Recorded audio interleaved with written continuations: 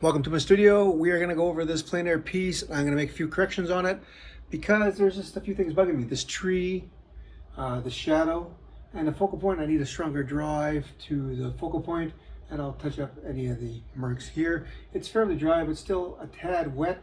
But I thought I'd show this because sometimes you come across a painting that you really like, but it just needs a few changes because it's just not finished. So let's get started.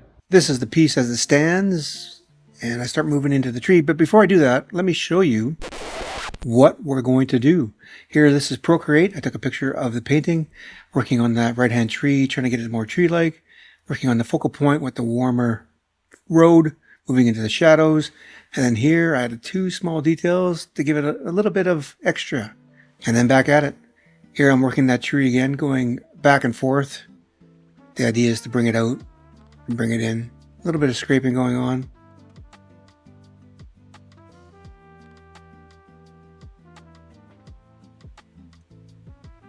Knowing that I'm going to have to adjust that shadow, but then I go directly back into that tree, trying to give it form where I want it to have form, bringing the edges out, and then you'll see bringing the value and the hue of those back trees into the dark mass.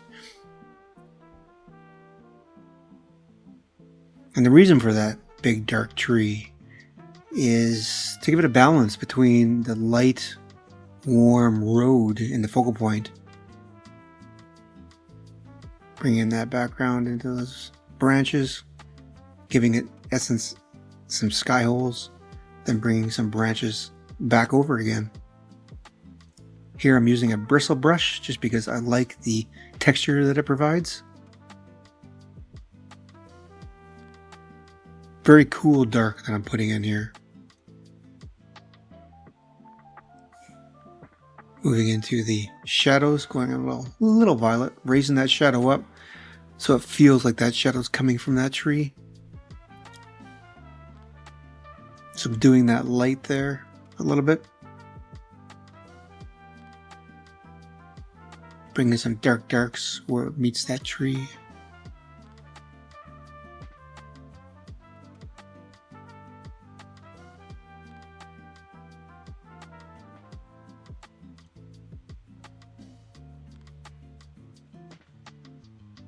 Adjusting the edge more than anything right there, trying to get a softer edge. A little more blue to give a variety of hues within the shadows.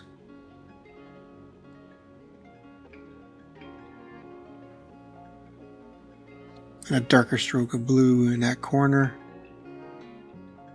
But at this point I realize that that shadow is rather large, so I come back with a lighter violet just to give it a sense of light, so it isn't so demanding of weight. I want the balance with the focal point, but I don't want to overwhelm it either. Bringing in some nice light, warm violets for the road there with the sun.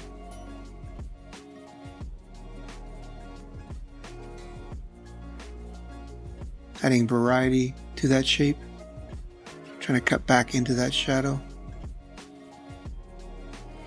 while maintaining the form. Here I go in with that nice, bright, warm value for the distant road where I really want to drive you in.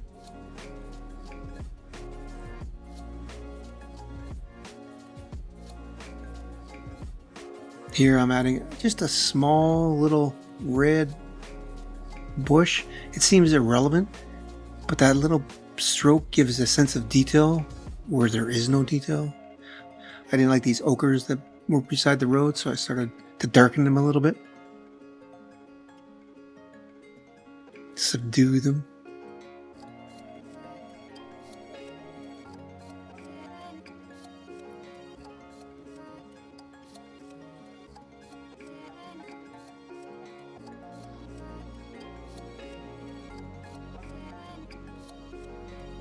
Nice little touch of light there, breaks up that shadow.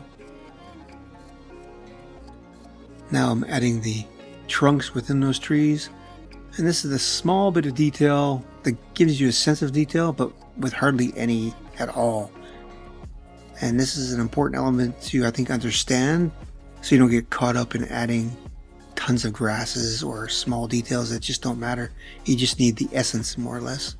Adjusting it down there, it came down a little too far. Keeping it dark. Remember, vertical planes, in shadow especially, would be the darkest.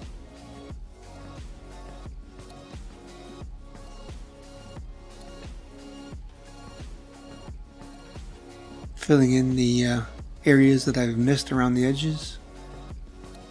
Especially important if I'm going to do a front loading frame for this. Adjusting those trunks one last time.